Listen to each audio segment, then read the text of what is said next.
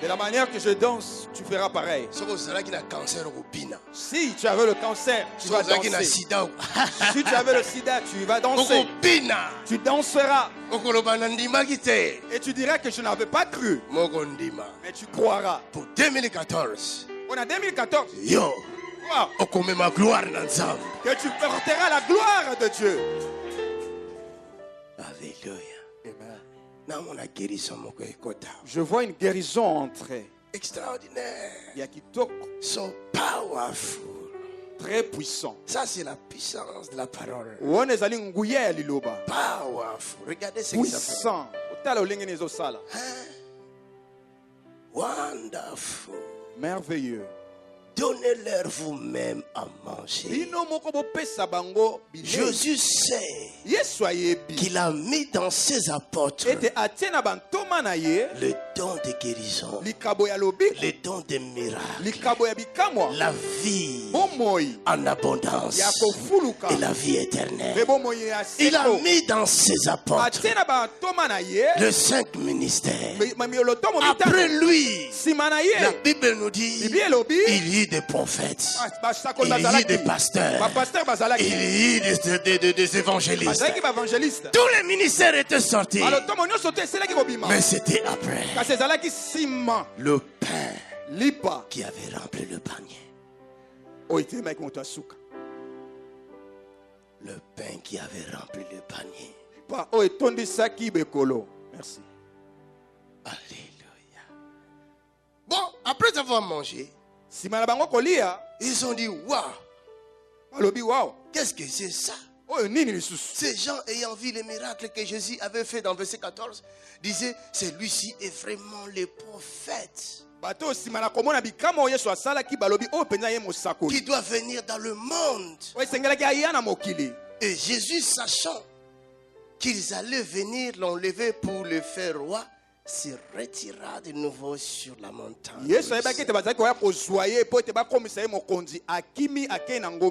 Frères et sœurs,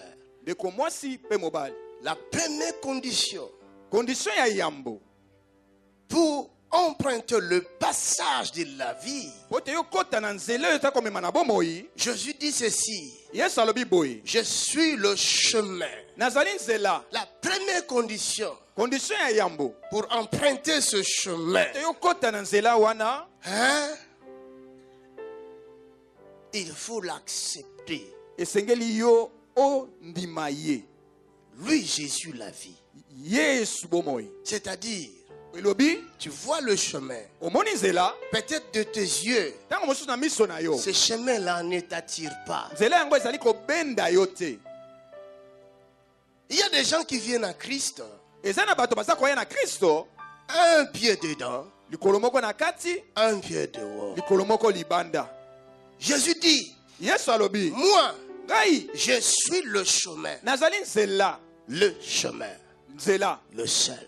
Il n'y a pas deux. La première condition, frère, le deux pieds là, doit être du temps.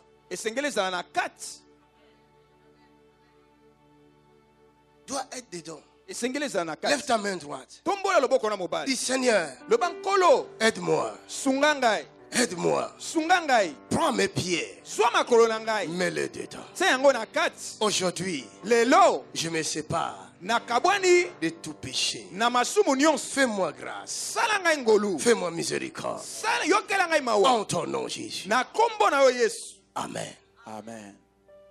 Un pied dedans, un pied dehors, nous empêche d'obtenir la vie.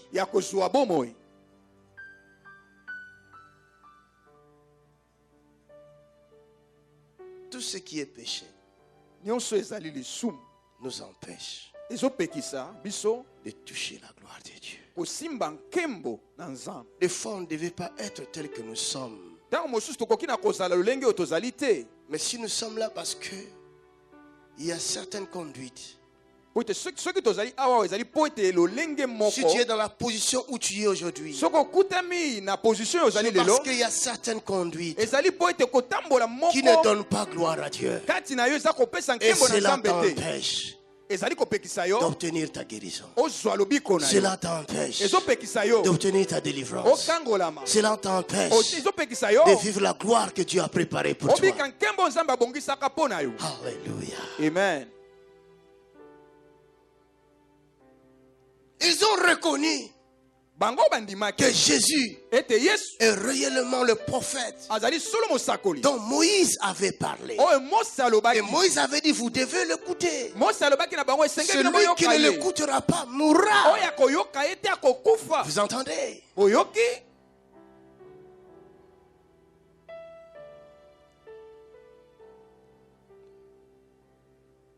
Mais quand vous lisez plus loin, nous avons déjà lu ça, je ne vais pas relire encore. Les mêmes personnes qui ont cru au miracle, au verset 30, ils vont poser la question à Jésus. Quel signe miraculeux fais-tu donc?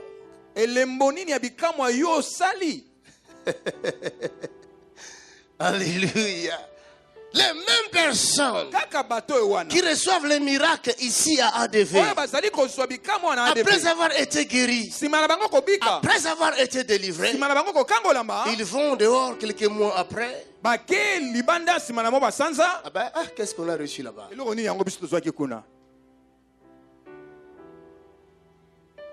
Alléluia. Amen. On oublie vite, hein?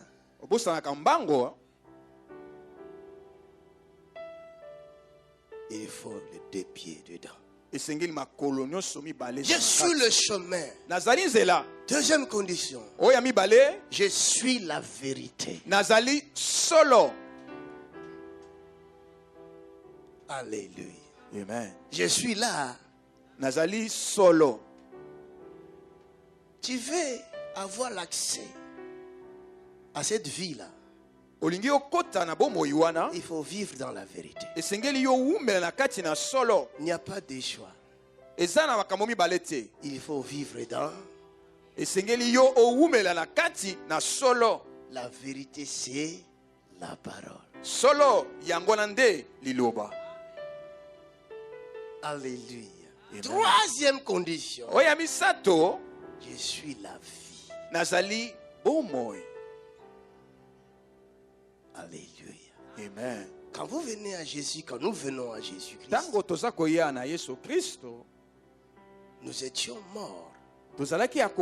La Bible dit par nos offenses. Vous comprenez? Donc on vient à Jésus-Christ comme étant des cadavres. On ne peut rien faire avec un cadavre. Mais quand nous venons, il y a le souffle vivant qui pénètre en nous, qui change notre nature. Si quelqu'un est en Christ, doit devenir une nouvelle créature. Comment ça se fait? Depuis que tu es en Christ, des années, le fruit de la nouvelle nature ne se trouve pas en toi. As-tu réellement reçu Jésus-Christ, le Dieu d'Abraham et le Dieu de vivant? Il n'est pas le Dieu des morts.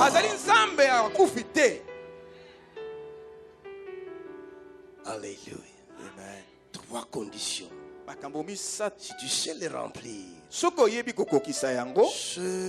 après-midi, aïe, aïe, aïe, aïe, quelque chose va se passer. Mais quelqu'un dit, comment je vais les remplir? C'est simple. Il n'y a pas d'acrobatie à faire. Lève seulement ta main droite. Si tu veux, lève ta main droite. Lève ta main droite. Que tout le monde lève la main droite. Sinon on va bloquer les autres. Dites après moi, Seigneur Jésus-Christ, je suis dans le chemin. Ce n'est pas par ma force, mais c'est par ton esprit. Je suis dans la vérité. Ce n'est pas par ma force, mais c'est par ton esprit. Et je suis dans ta vie.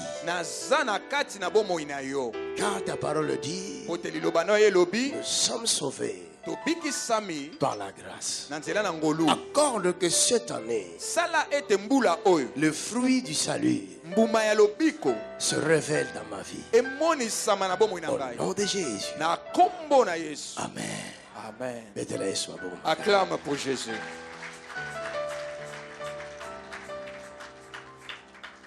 Les conditions sont remplies. Maintenant, les possibilités. Il y a 3 possibilités pour obtenir. Quand vous entrez dans le chemin, les choses ne sont pas finies. Vous devez marcher pour atteindre le but. Nous marchons maintenant pour atteindre le but.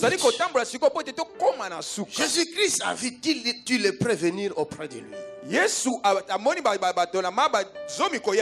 Ils ont bel et bien rencontré Jésus-Christ. Écoutez bien ce que je dis. Ils l'ont rencontré réellement. Qui est Jésus? Jésus est le chemin. Puisqu'ils l'ont rencontré, ils étaient vraiment dans le chemin. Et dans chaque chemin, il y a des panneaux qui nous indiquent la route, n'est-ce pas? Amen. Amen. Après avoir obtenu la guérison de leur lèpre, Jésus comme panneau, il va leur dire, allez vers les sacrificateurs et faire ce qui est écrit dans la loi de Moïse. Jésus, quand il se révèle en toi, il te ramènera toujours dans sa parole. Il dit, je ne suis pas venu pour abolir la loi. Parce que si j'abolis la loi, je me contredis. Mais je suis venu pour l'accomplir. Allez-y. Vous montrez aux sacrificateurs. Pourquoi? Parce que la Bible dit dans les Corinthiens, Dieu ne travaille pas seul. Alléluia. Amen. Il a guéri un aveugle. Et lui dit, va dans le réservoir qu'on appelle Siloé. Siloé qui veut dire envoyé. En quelque sorte, Jésus voulait lui dire, va vers mon serviteur. Il te parlera de moi. Et c'est alors que tu verras clair. Et quand il est allé, il a vu clair. De retour, il va rencontrer le même Jésus. Jésus va lui poser la question. Me connais-tu? Oh non, je ne te connais pas. Je ne t'ai jamais rencontré. Alléluia. Amen. Je suis Jésus qui t'a guéri. Alléluia. Amen. Après avoir rencontré les serviteurs de Dieu, tu as obtenu la guérison. Il faudra que ton regard soit maintenant tourné vers Jésus de Nazareth. C'est ça les problèmes des Africains. Plus vous adorerez les hommes, et vous détruirez l'onction qui se trouve dans ces serviteurs. Et vous-même vous mettrez dans des problèmes. Après ce que l'homme de Dieu a péché, après que cet homme de Dieu soit tombé dans le péché, vous serez les premiers à le lapider. Donnez jamais la gloire à un homme. Après avoir été guéri, regarde le maître.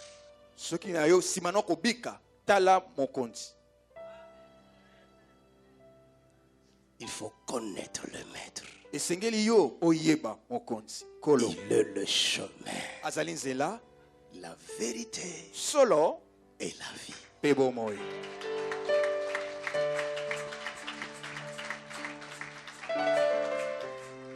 Ils sont partis voir les sacrificateurs. Il y a une seule personne qui a eu la pensée de chercher le guérisseur. Beaucoup de gens qui reçoivent la guérison, ils ne cherchent pas le guérisseur. Et ils pensent que nous sommes de prêtres.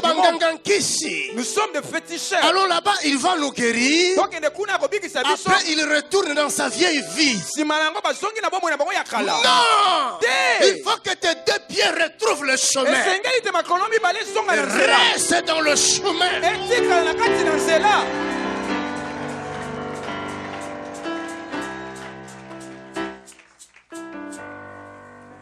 Une seule personne. Il est retourné.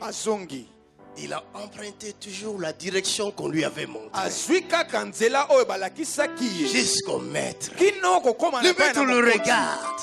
Il dit, oh, il n'y a que toi qui es revenu. Où sont les 9 autres?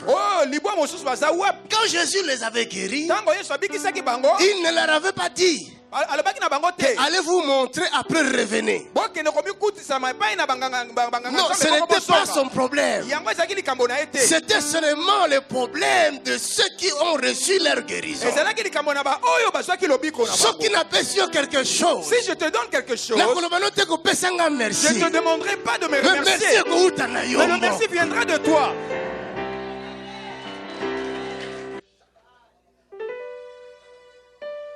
Je remarquais que ma lèpre n'est plus. Je fais aucun effort. J'ai seulement marché dans le chemin. Et je vis ma lèpre disparaître. Ma maladie est partie.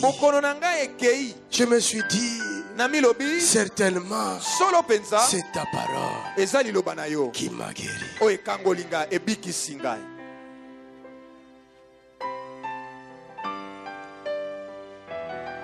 Et le maître va lui dire, maintenant, tu peux entrer à la possession du salut. C'est une possibilité. Alléluia. Amen.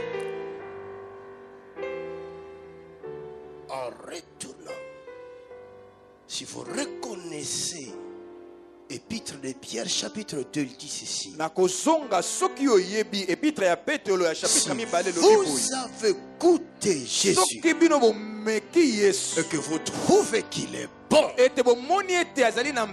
désirez-les comme un bébé désire le lait maternel. Quand vous revenez à Jésus-Christ, ce que vous avez trouvé, qui est le pain de vie, c'est dans ce moment-là vous pourrez le manger.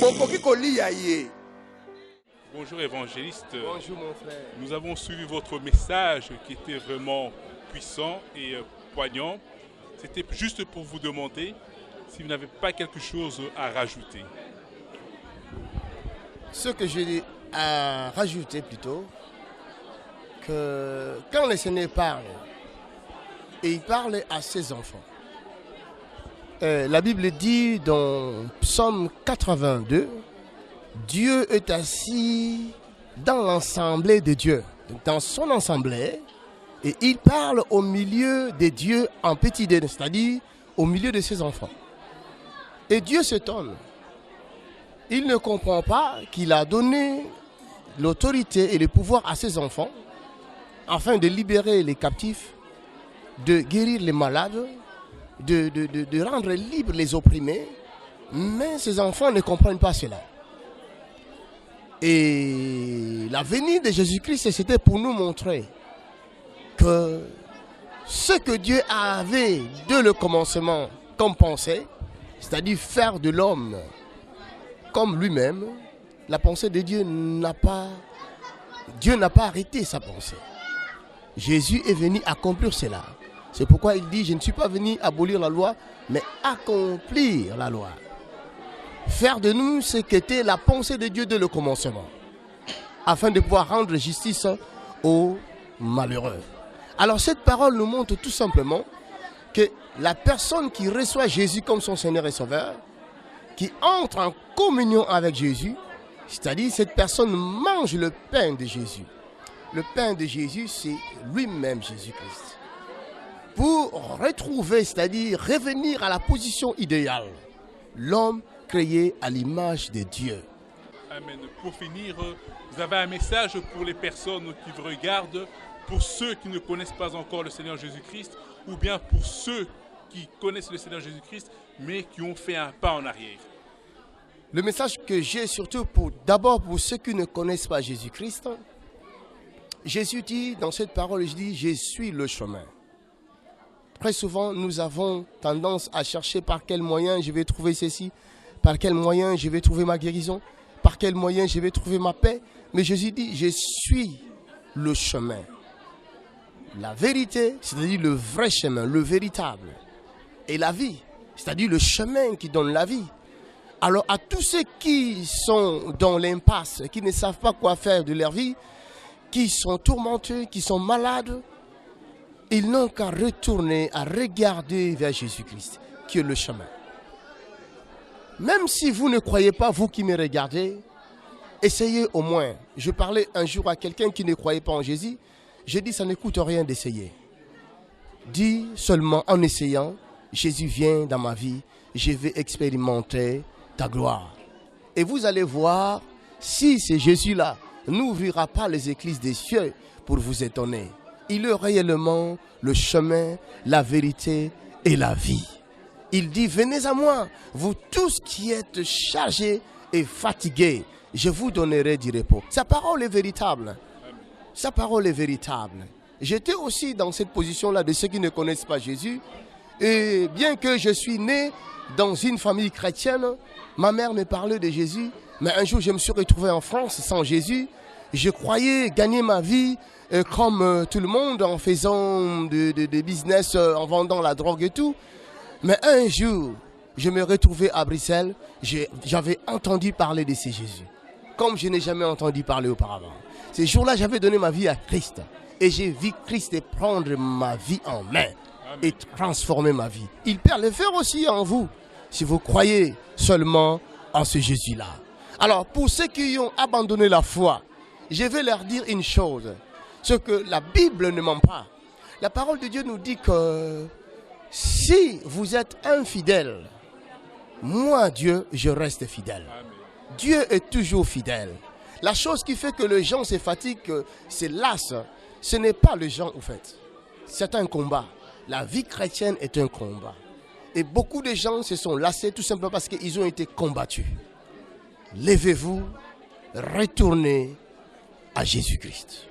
Regardez, c'est Jésus. Il est prêt à pardonner vos péchés. Il est prêt à changer votre tunique. Il est prêt à vous donner un vêtement nouveau, tout blanc, afin que vous puissiez marcher encore à nouveau avec lui. Il n'est pas encore trop tard. Il sera trop tard quand vous serez dans une tombe. Mais quand vous êtes vivant, vous parlez, vous pouvez obtenir cette grâce. Aujourd'hui, si vous entendez sa voix, revenez à lui. Il vous donnera la vie et la paix que vous cherchez. Au nom de Jésus-Christ, que Dieu vous bénisse. Oui, évangéliste Jean, encore une dernière question. Comment faire pour vous contacter? Par quels moyens? Donc, déjà, je suis ici à l'Assemblée du Dieu vivant. Je travaille avec l'apôtre Tony Silassi. Vous avez l'adresse de l'église, Assemblée du Dieu vivant, c'est la rue Gueud. Vous allez voir cette adresse qui est en train de... qui est sous vos écrans plutôt. Et puis, si quelqu'un veut m'avoir personnellement, veut me trouver, me rencontrer, vous n'avez qu'à téléphoner. Il y a mon numéro aussi sur YouTube. C'est 0032 492 36 28 25. Donc là, vous pouvez toujours me téléphoner et me rencontrer si vous le désirez. Donc je suis à Bruxelles. Pour ceux qui sont à l'étranger, que Dieu vous bénisse.